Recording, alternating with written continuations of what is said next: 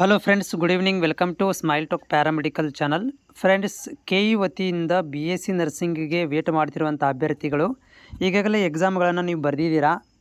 ನಿಮ್ಮ ಒಂದು rank number ಒಂದು ಬರೋದು ಬಾಕಿ ಇದೆ. ಇವಾಗ ಆ ಒಂದು ರ್ಯಾಂಕ್ಗಳ ಆಧಾರದ ಮೇಲೆ ನಿಮಗೆ BSc ನರ್ಸಿಂಗ್ ಸೀಟ್ಗಳನ್ನು ಹಂಚಿಕೆ ಮಾಡ್ತಾರೆ. ಈ ಒಂದು ರ್ಯಾಂಕ್ಗಳನ್ನು ಯಾವ ರೀತಿಯಾಗಿ ಕೊಡ್ತಾರೆ ನಿಮ್ಮ ಪ್ರಶ್ನೆ ಆಗಿರುತ್ತೆ.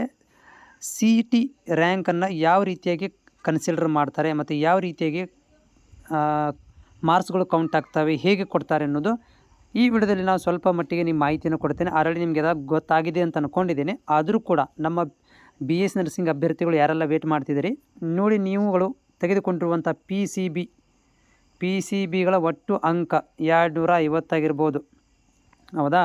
ಸೊ ಇದರಲ್ಲಿ ಏನು ಮಾಡ್ತಾರೆ ಅಂದರೆ 50% ತೊಗೊತಾರೆ. 250ರಲ್ಲಿ 50% ಅಂಕಗಳನ್ನು ಇಲ್ಲಿ ತಗೊತಾರೆ. ಓಕೆ, 250 ಅಂತಂದರೆ ಇಲ್ಲಿ ಅಪ್ರಾಕ್ಸಿಮೇಟ್ ಆಗಿ 125 ಮಾರ್ಕ್ಸ್ಗಳು, 125 ಮಾರ್ಕ್ಸ್ಗಳನ್ನ ಇಲ್ಲಿ ತೊಗೊತಾರೆ. ಅದಾದ ಮೇಲೆ ನೀವು ಈಗ CET ಎಕ್ಸಾಮ್ ಬರೆದಿದ್ದೀರಾ, ಹೌದಾ?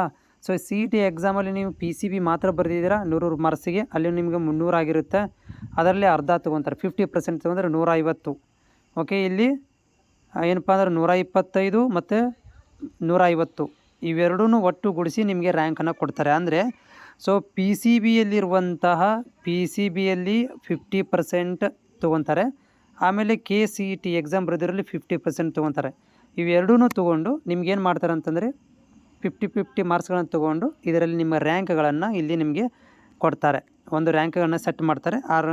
ಆ ಒಂದು ನಿಮ್ಮ ರ್ಯಾಂಕ್ಗಳನ್ನು ಇಲ್ಲಿ ಕೊಡುವಂಥ ಕೆಲಸವನ್ನು ಮಾಡ್ತಾರೆ. ಬರೀ ಪ್ಯೂವರಾಗಿ ನೀವು ಅನ್ಕೋಬೋದು ನಾವು KCET ಮೇಲೇ ನಮ್ಗೆ ರ್ಯಾಂಕ್ ಕೊಡ್ತಾರೆ. ಇಲ್ಲ, KCET ಮೇಲೆ ಕೊಡೋಂಗಿಲ್ಲ. ನಿಮ್ಮ ಒಂದು ಬೋರ್ಡಿನ PCB ಇದರ ಮಾರ್ಕ್ಸ್ಗಳನ್ನು ಕೂಡ ಇಲ್ಲಿ ಕೌಂಟ್ ಮಾಡಿಕೊಂಡು ಇವೆರಡೂ ಟ್ಯಾಲಿ ಮಾಡಿಕೊಂಡು ಒಂದು ರ್ಯಾಂಕನ್ನು ನಿಮಗೆ ಕೊಡ್ತಾರೆ.